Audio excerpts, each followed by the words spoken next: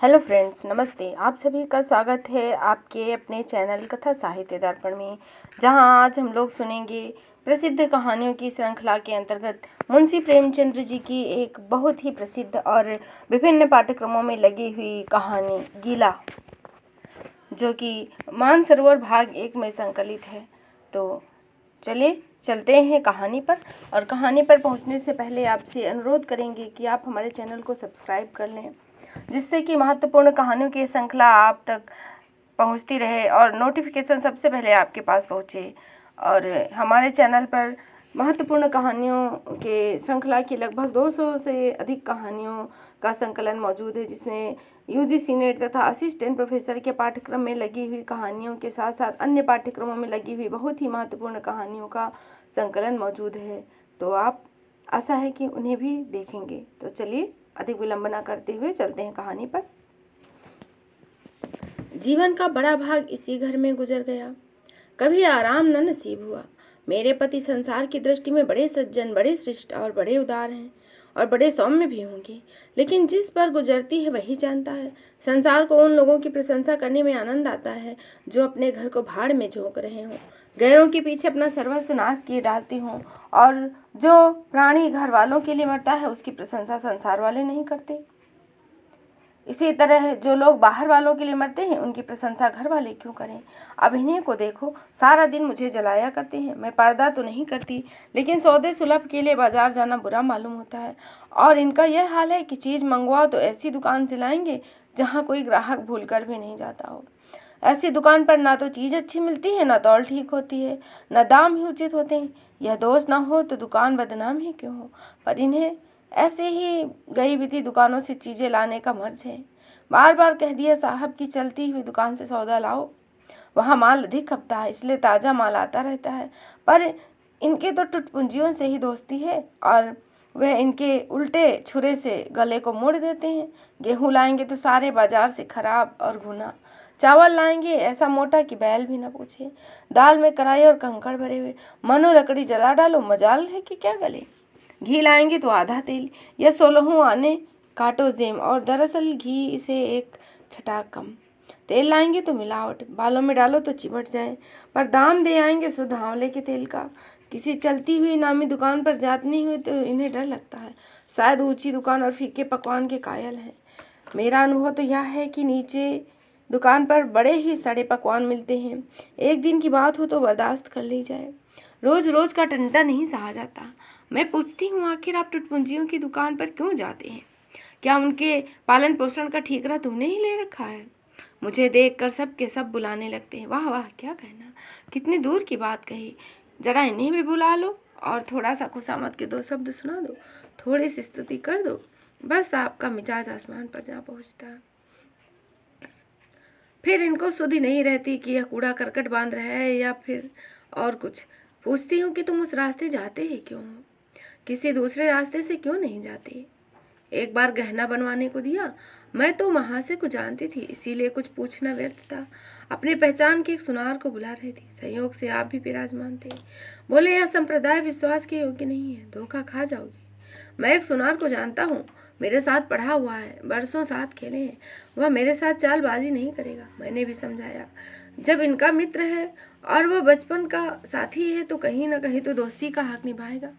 सोने का एक आभूषण और 100 रुपये इनके हवाले किए।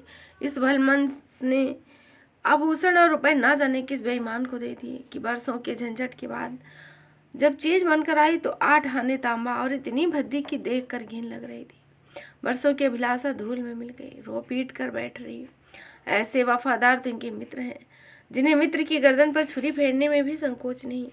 इनकी दोस्ती उन्हीं लोगों से है जो जमाने भर के निकट्टू और गिरहकट और लंगोटी में फाक खेलने वाले फाके मस्त है। नित्य ही एक ना एक महाशय उधार मांगने के लिए सिर पर सवार रहता है और बिना लिए गला ही नहीं छोड़ता। मगर ऐसा कभी ना हुआ हो कि किसी ने रुपए चुका दिए हो। आदमी एक बार खाकर धोखा खाकर सीखता है, पर ये बार बार धोखा खाते हैं फिर भी नहीं सीखते।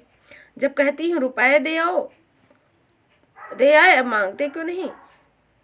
तो क्या मर गए हैं तुम्हारे वे दोस्त? तो बगले झांक कर कहते हैं और कोई जवाब नहीं दे पाते। आपसे मित्रों का सूखा जवाब नहीं दिया जाता। खैर, सूखा जवाब ना दो, मैं भी नहीं कहती कि दोस्तों से बेमुरव्वती करो, मगर चिकनी चुपड़ी बातों से बहला दो। बहाने तो कर ही सकते हो। किसी मित्र ने रुपए मांगे और आपने अपने सिर का बोझ आपके सिर पर डाल दिया। बेचारे कैसे इनकार करें। आखिर लोग जान नहीं जाएंगे कि महाशय भी खुक्खल ही हैं। इनकी हाविस ये है कि दुनिया इन्हें संपन्न समझती रहे, चाहे मेरे गहने ही क्यों ना गिरवी रखने पड़े। सच कहती हूँ, कभी कभी तो एक एक पैसे की तंगी हो जाती है, और इस भले आदमी को रुपए जैसे घर में काटते हैं। जब तक रुपए के बारे न्यारे न कर ले, इन्हें चैन नहीं। इनके करतूत कहाँ तक गाऊं। मेरी तो नाक में दम आ गया है। एक न एक मेहमान रोज यमराज की भांति सिर पर सवार रहता है। ना जाने कहाँ के बेफिक्रे इनके मित्र हैं। कोई कहीं से आकर मरता है, कोई कहीं से। घर है कि अपाहिजों का अड्डा। जरा सा तो घर, मुश्किल से 2 पलंग, ओढ़ना बिछौना भी फालतू नहीं। मगर आप हैं कि मित्रों को निमंत्रण देने के लिए तैयार। आप तो अतिथि के साथ लेटेंगे, इसके लिए इन्हें भी चारपाई भी चाहिए, ओढ़ना बिछौना भी चाहिए, नहीं तो घर का पर्दा खुल जाता है मेरे और बच्चों के सिर। गर्मियों में तो खैर कोई बात नहीं, लेकिन जाड़े में तो ईश्वर याद आती है। गर्मियों में भी खुली छत पर तो मेहमानों का अधिकार हो जाता है। अब मैं बच्चों को लिए पिंजड़े में पड़ी फड़फड़ाया करूं। इन्हें इतनी समझ भी नहीं है कि जब घर की यह दशा है तो क्यों ऐसे मेहमान बनाए जिनके पास कपड़े लत्ते तक नहीं। ईश्वर की दया से इनके सभी मित्र इसी श्रेणी के हैं। ऐसा भी कोई माई का लाल नहीं जो समय पड़ने पर धेले में भर इनकी मदद कर सके।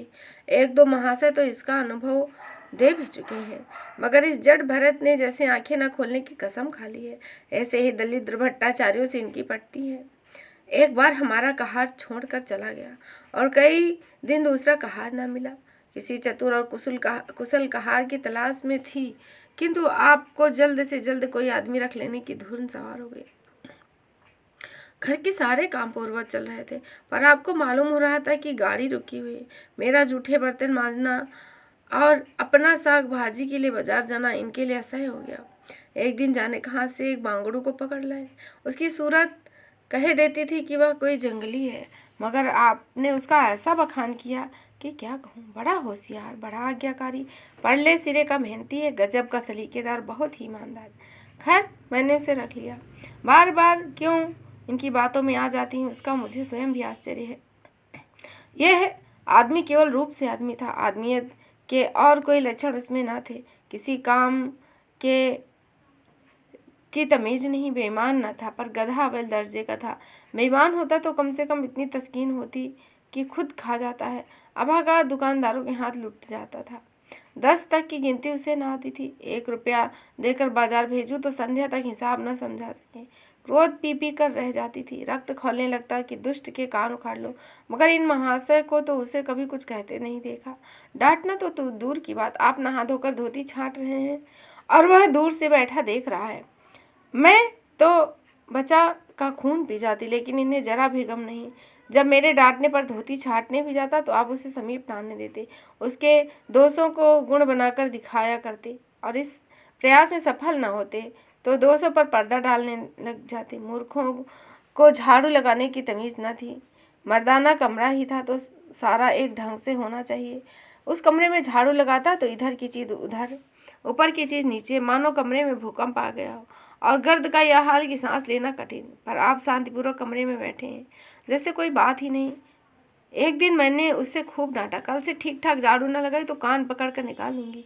सवेरे सोकर उठी तो देखती हूँ कमरे में झाड़ू लग गई है और हर एक चीज़ करीने से रखी हुई, गर्द गुबार का नाम नहीं। मैं चकित होकर देखने लगी तो आप बोले, देखती क्या हो, आज घूरे ने सवेरे उठकर झाड़ू लगाई। मैंने समझा दिया ना, तुम ढंग तो बताती नहीं हो, उल्टे डांटने लगती हो। मैंने समझा। खैर, दुष्ट ने कम से कम एक काम तो सलीके से किया। अब रोज़ कमरा साफ सुथरा मिलता। घूरे मेरी दृष्टि में विश्वासी बनने लगा। संयोग की बात, एक दिन मैं जरा मालूम से सवेरे उठी और कमरे में आई तो क्या देखती हूँ, घूरे द्वार पर खड़ा है और आप तन मन से कमरे में झाड़ू लगा रहे। मेरी आंखों में खून उतर आया। उनकी हाथ से झाड़ू छीनकर घूरे के सिर पर जमा दी। हरामखोर को उसी दम निकाल बाहर किया। आप फरमाने लगे, उसका महीना तो चुका दो, वह हरी समझ। एक तो काम ना करे, उस पर आँख दिखाए, उस पर पूरी मजूरी भी दूँ। मैंने एक कौड़ी भी ना दी। एक कुर्ता दिया था वह भी छीन लिया। पर इस जड़ भरत महाशय ने कोई दिलचस्पी नहीं दिखाई और मुझसे रूठे रहे, घर छोड़कर भाग जाते। बड़ी मुश्किल से रुके। ऐसे ऐसे भोंदू संसार में पड़े हैं। मैं न होती तो शायद अब तक इन्हें कोई बाजार में बेच भी आता। एक दिन मेहतर ने कपड़े उतारे, कपड़ों का सवाल किया। इस बेकारी के ज़माने में फालतू कपड़े तो शायद पुलिस वालों या रईसों के घर में हों। मेरे घर में तो ज़रूरी कपड़े भी काफ़ी नहीं हैं। आपका वस्त्रालय एक बक्सी में आ जाएगा, जो डाक के पार्सल से कहीं भी भेजा जा सकता है। फिर इस साल जाड़े के कपड़े बनवाने की नौबत न आई। वैसे नज़र नहीं आते। कपड़े कहाँ से बने? मैंने मेहतर को साफ जवाब दे दिया। कड़ाके का जाड़ा पड़ रहा था, इसका अनुभव मुझे कम न था। गरीबों पर क्या बीत रही उसका भी मुझे ज्ञान था, लेकिन मेरे या आपके पास खुद के सिवा इसका और क्या इलाज है? जब तक समाज का एक संगठन रहेगा, ऐसी शिकायतें पैदा होती रहेंगी। जब एक अमीर और एक रईस के पास एक एक मालगाड़ी कपड़े से भरी हुई, फिर निर्धनों को क्यों न नग्नता का कष्ट उठाना पड़े। खैर, मैंने तो मेहतर को जवाब दे दिया। आपने क्या किया कि आपका कोट उतार कर उसके हाथ भेंट कर दिया। मेरी देह में आग लग गई। इतनी दानशील तो मैं नहीं हूँ कि दूसरों को खिलाकर आप सो रहूं। देवता के पास यही एक कोट था। आपको इसकी जरा भी चिंता ना हुई कि क्या पहनेंगे। यश के लोभ ने जैसे बुद्धि ही हर ली। मेहतर ने सलाम की, दुआएं दी और अपनी राह ली। आप कई दिन सर्दी से ठिठुरते रहे। प्रातःकाल घूमने जाया करते थे, वे बंद हो गया। ईश्वर ने इन्हें हृदय भी एक विचित्र प्रकार का दिया है। फटे पुराने कपड़े पहनने में आपको जरा भी संकोच नहीं। मैं तो मारे लाज की घड़ी जाती हूँ, पर आपको जरा फिक्र नहीं। कोई हंसता है तो हंसे, आपकी बला से। अंत में मुझसे जब नहीं देखा गया तो एक कोट बनवा दिया। जी तो जलता था कि खाने दो सर्दी को, पर डरी कि कहीं बीमार न पड़ जाए। महाशय अपने दिल में समझते होंगे मैं कितना विनीत परोपकारी हूँ। शायद इन्हें इन बातों का गर्व हो, पर इन्हें परोपकारी मैं नहीं समझती, ना ही विनीत समझती हूँ। यह तो जड़ता है और सीधी सादी निरीहता। जिस मेहतर को आपने कोट दिया, उसे मैं कई बार शराब के नशे में चूर मस्त झूमता हुआ देखती हूँ, और आपको भी दिखा दिया। फिर दूसरों की विवेकहीनता की पुरौती हम क्यों करें? यह सारी उदारता बाहर वालों के लिए ही है। घर वालों को उसका अल्पांश भी न मिलना चाहिए। मेरी इतनी अवस्था बीत गई, पर इस भले आदमी ने कभी एक हाथ से मुझे कोई उपहार न दिया। बेशक मैं जो चीज़ें बाजार से मंगवाऊँ, उन्हें लाने में इन्हें जरा भी आपत्ति नहीं, बिल्कुल उज्र नहीं, मगर रुपए मैं दे दूं, यह शर्त है। इन्हें खुद कभी यह उमंग नहीं होती। यह मैं भी मानती हूँ कि बेचारे अपने लिए कुछ नहीं बनवाते। मैं जो कुछ मंगवा दूं उसी पर संतुष्ट रहते हैं, मगर आदमी कभी कभी तो शौक पूरे ही कर लेता है। अन्य पुरुषों को देखते हैं, स्त्री के लिए तरह तरह के गहने, भांति भांति के शौक श्रृंगार की वस्तुएं लाते हैं। यहाँ इस व्यवहार का निषेध है। बच्चों के लिए भी मिठाइयाँ, खिलौने, बाजे शायद जीवन में एक बार भी लाए हूँ। शपथ भी खा ली है। इसीलिए तो मैं इन्हें कृपण कहती हूँ, आरसिक कहती हूँ, उदार नहीं कह सकती। दूसरों के साथ इनका जो सेवा भाव है, उसका कारण है इनका यश लोभ। आपके विनय का यह हाल है कि जिस दफ्तर में आप नौकर हैं, उसके किसी अधिकारी से आपका मेल जोल नहीं। अफसरों को सलाम करना तो आपकी नीति के विरुद्ध है। नजरिया डाली तो दूर की बात, और तो और कभी किसी अफसर के घर नहीं जाते। इसका खामियाजा आप ना उठाएंगे तो कौन उठाएगा? औरों को रियायती छुट्टियां मिलती हैं, आपका वेतन कटता है। औरों की तरक्कियां होती हैं, आपको कोई नहीं पूछता। बेचारे जी तोड़कर काम करते हैं। कोई बड़ा कठिन काम आ जाता है तो इन्हीं के सर जाता है। दफ्तर में इन्हें घिस्सू पिस्सू आदि उपाधियां मिली हुई, मगर पड़ाव इतना ही है कि बड़ा मारे इनके भाग्य में वही सूखी घास लिखी है। यही विनय नहीं है, स्वाधीन मनोवृत्ति नहीं है। इसे समय चातुरी का मैं अभाव कहूँगी। आखिर कोई अफसर आपसे क्यों प्रसन्न है? इसलिए कि आप बड़े मेहनती हैं। दुनिया का काम मरवत और रवादारी से चलता है। अगर हम किसी से खिंचे रहेंगे तो कोई कारण नहीं कि वह भी हमसे खिंचा ना रहे। फिर जब मन में क्षोभ होता है तो वह दफ्तरी व्यवहारों में प्रकट हो ही जाता है। जो मातहत आपको प्रसन्न रखने की चेष्टा करता है, जिसकी जात से अफसर का कोई व्यक्तिगत उपकार होता है, जिस पर वह विश्वास कर सकता है, उस लिहाज का वह स्वभाव से आदर करता है। अफसर भी तो मनुष्य ही है। उसके हृदय में जो सम्मान और विशिष्टता की कामना है, वह कहाँ पूरी हो जब अधीनस्थ कर्मचारी ही उससे फिरंते रहे। आपने जहाँ नौकरी की वहाँ से निकाले गए, कभी किसी दफ्तर में 2-3 साल से ज़्यादा नहीं टिके। या तो अफसर से लड़ गए या कार्याधिक्य के कारण छोड़ बैठे। आपके कुटुंब सेवा का दायित्व है। आपको कई भाई भतीजे हैं, वह भी इनकी बात नहीं पूछते हैं।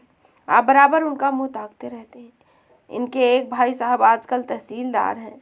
घर की मिल्कियत उन्हीं की निगरानी में है। वह ठाठ से रहते हैं, मोटर रख ली है, कई नौकर चाकर हैं, मगर यहाँ भूले से भी पत्र नहीं लिखते।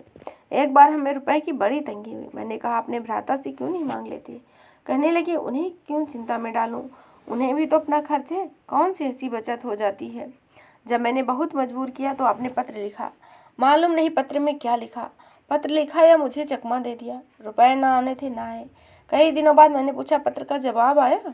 श्रीमान भाई साहब के दरबार से आपने रुष्ट होकर कहा अभी केवल एक ही सप्ताह खत पहुँचे हुआ है, अभी क्या जवाब आएगा। एक सप्ताह और गुजरा मगर जवाब न था। आपका यह हाल है कि मुझे कुछ बातचीत करने का अवसर नहीं देते। इतने प्रसन्नचित्त नजर आते हैं कि क्या कहूँ।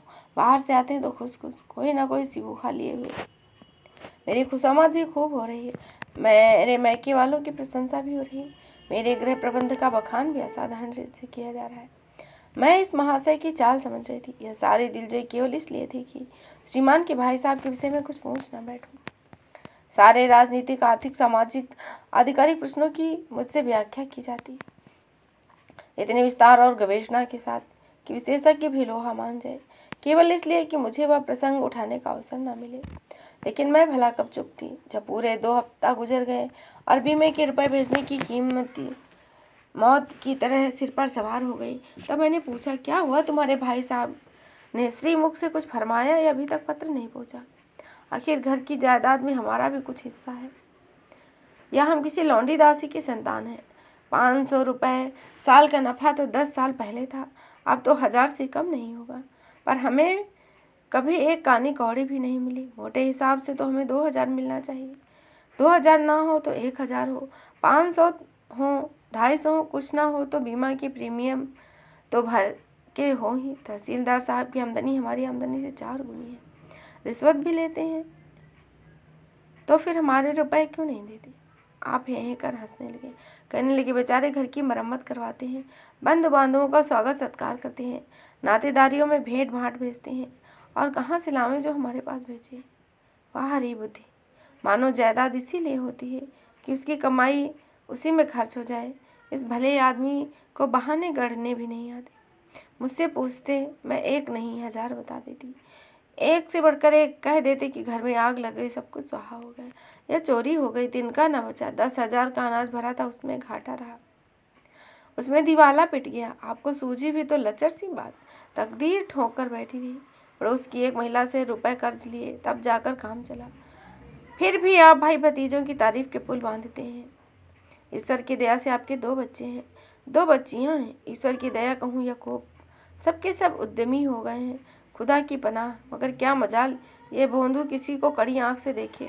रात के 8 बज गए, युवराज अभी घूम कर नहीं आए। मैं घबरा रही हूँ, आप निश्चिंत बैठे हैं। झल्लाई हुई जाती हूँ और अखबार छीन कर कहती हूँ जरा देखते क्यों नहीं लौंडा कहाँ रह गया। न जाने तुम्हारा हृदय कितना कठोर है। ईश्वर ने तुम्हें संतान ही क्यों दी। पिता पुत्र के कुछ तो धर्म होते ही हैं। तब तक आप भी गर्म हो जाते हैं। आप तक नहीं आया, बड़ा शैतान बच्चा है। आज बच्चा आते हैं तो कान उखाड़ लूंगा, मारे हंटर के खाल उधेड़ दूंगा। यह बिगड़ कर तैस के साथ आप उसे खोजने निकलते। संयोग की बात आप उधर जाते हैं, इधर लड़का आ जाता है। मैं पूछती हूँ तू किधर गया, तुझे वह ढूंढने गए हुए हैं। देखना आज कैसी मरम्मत होती तेरी, और यह आदत तेरी छूट जाएगी। आते ही होंगी, छड़ी भी है उनके हाथ में। तुम इतने मन के हो गए हो कि बात नहीं सुनते हो। लड़का सहम जाता है और लैंप जलाकर पढ़ने लगता है। वहाँ से 2-2.5 घंटे बाद लौटते हैं, हैरान परेशान बदहवास। घर में पाँव रखते पूछते हैं कि आया या नहीं। मैंने उनका क्रोध उत्तेजित करने के विचार से कहा आकर बैठा तो है, जाकर पूछते क्यों नहीं। मैं तो पूछ कर हार गई, कहाँ गया था, कुछ नहीं बोलता। आप गरज कर कहते हैं मन्नू यहाँ आओ। लड़का थर थर काँपता है, आंगन में खड़ा हो जाता है। दोनों बच्चियां घर में छिप जाती हैं। कोई भयंकर कांड होने वाला है। छोटा बच्चा खिड़की से चूहे की भांति झांक रहा है। आप क्रोध से भौंकलाए हुए हैं, हाथ में छड़ी है। मैं भी वह क्रोधोन्मत्त आकृति देख कर पछताने लगी कि कहाँ से इनकी शिकायत की रख, मगर छड़ी जमाने के बदले आहिस्ता से उसके कंधे पर हाथ रखकर बनावटी क्रोध से कहती है, तुम कहाँ गए थे जी? मना किया जाता है, मानते नहीं हो। खबरदार, जो कभी इतनी देर हुई। शाम को आदमी घर चलाता है या मटर गश्ती करता है। मैं समझ रही थी यह भूमिका है, विषय आएगा। भूमिका तो बुरी नहीं है, लेकिन आपका क्रोध शांत हो गया, बिल्कुल जैसे क्वार की घटा घेर घार कर काले बादल आए, गड़गड़ाए और शांत हो गए। मैं पराभूत होकर कहती हूँ, तुम तो जैसे डर गए, भला 2-4 तमाचे ही लगाए होते हैं। इसी तरह तो लड़के शेर हो जाते हैं। आप फरमाते हैं, तुमने सुना नहीं मैंने कितने जोर से डांटा, बच्चा की जान ही निकल गई थी। क्या कहना आपकी डांट के, लोगों के कान बहरे हो गए। लाओ तुम्हारा गला सहला दो। आपने एक नया सिद्धांत निकाला है कि दंड देने से लड़के खराब हो जाते हैं। आपके विचार से लड़के को आज़ाद रहना चाहिए। आपके मत से शासन बालकों के मानसिक विकास में बाधक होता है। कोई 1 मिनट भी किताब खोलकर नहीं बैठता, कभी गुल्ली डंडा, कभी गोलियां, कभी कनकौवे। श्रीमान भी लड़कों के साथ खेलते हैं। 40 साल की उम्र और लड़केपन इतना ज़्यादा। मेरे पिताजी के सामने मजाल थी कोई लड़का कनकैया उड़ा ले या गुल्ली डंडा खेल ले, खून पी जाते। प्रातःकाल से लड़कों को लेकर बैठ जाते, स्कूल से ज्यों ही लड़के आते फिर लेकर बैठ जाती। बस संध्या समय आधे घंटे की छुट्टी देती, रात को फिर जोड़ देती। ये नहीं कि आप तो अखबार पढ़कर और लड़के गली गली भटके लड़कों के साथ ताश खेलने बैठते हैं। ऐसा बाप भला किसी ने देखा है? उन्होंने घर में कदम रखा और शांति हो गई। ऐसे थे मेरे पिताजी। उनके सम्मुख जाते लड़कों के प्राण सूखते थे। उसी शासन की यह बरकत है कि सभी लड़के अच्छे अच्छे पदों पर हैं। स्वास्थ्य किसी का अच्छा नहीं है तो पिताजी का ही स्वास्थ्य कौन सा बड़ा अच्छा है। बेचारे हमेशा किसी न किसी औषधि का सेवन करते हैं। और क्या कहूँ, एक दिन तो हद हो गई। श्रीमान जी लड़कों को कनकौवा उड़ाने की शिक्षा दे रहे थे। यूँ घुमाओ, यूँ गोता दो, यूँ खींचो, यूँ ढील दो। ऐसा तन मन से सिखा रहे थे कि मानो गुरु मंत्र दे रहे हों। उस दिन मैंने इनकी खबर ऐसी ली कि याद कर रहे होंगे। तुम कौन होते हो मेरे बच्चों को बिगाड़ने वाले? तुम्हें घर से कोई मतलब नहीं ना हो, लेकिन आप मेरे बच्चों को खराब ना करें, बुरी बुरी आदतें न सिखाएं। कम से कम अपनी उम्र का तो ध्यान करो, बाल झड़ने लगे हैं। मैं नहीं चाहती कि एक बार भी यह गरम पड़े तो अपना चंडी रूप दिखाऊं, पर यह इतनी जल्द दब जाते हैं कि मैं हार जाती हूँ। पिताजी किसी लड़के को मेले तमाशे न ले जाते थे, लड़का सिर पीट पीट कर चाहे मर जाए। पर इन महात्मा गांधी का यह हाल है कि एक बार पूछ लेने पर मेले जाते हैं। चलो चलो, वहाँ बड़ी बहार है, खूब आतिशबाजियाँ छूटेंगे, गुब्बारे उड़ेंगे, विलायती चरखियाँ भी होंगी। उन पर मज़े से बैठना। और अपने लड़कों को हॉकी खेलने से भी नहीं रोकते। फुटबॉल हॉकी एक से एक घातक खेल है। गेंद लग जाए तो जान लेकर ही छोड़े। पर आपको इन सभी खेलों से बहुत प्रेम है। आपकी इसकी जरा सा भी परवाह नहीं कि चोट चपेट आ जाएगी तो क्या होगा, हाथ पांव टूट जाएंगे तो बेचारे कैसी जिंदगी पार लगेगी। चाहे कन्या आजीवन कुंवारी बैठी रहे, यहाँ भी आपका आदर्शवाद आगूदा। समाज के नेताओं के छल प्रपंच आए दिन देखते रहते हैं, फिर भी आपकी आंखें नहीं खुलती। जब तक समाज की यह व्यवस्था कायम है, युवती कन्या का अविवाहित रहना निंदास्पद है। लेकिन इस परिस्थिति का उन पर कोई असर नहीं है। प्रथा और कुप्रथा ज्यों की त्यों बनी है। पैसों की कमी नहीं है, दहेज की बुराइयों को लेक्चर दे सकते हैं, मगर मिलते हुए दहेज को कौन छोड़ देता है। जब लड़कों की तरह लड़कियां भी शिक्षा और जीविका की सुविधाएं पाएंगी तो ये प्रथा अपने आप बंद हो जाएगी। मैंने जहाँ जहाँ संदेशा भेजा, दहेज का प्रश्न पहले उठा। इसी तरह पूरा साल गुजर गया। इस साल भी कन्या का 17वां लग गया। मैंने एक जगह बात पक्की कर ली, आपने भी स्वीकार कर लिया, क्योंकि वर पक्ष ने लेन देन का प्रश्न नहीं उठाया। हालांकि अंतःकरण में उन लोगों को पूरा विश्वास था कि रकम अच्छी मिलेगी, और मैंने भी तय कर लिया कि यथाशक्ति कोई कमी नहीं रखूंगी।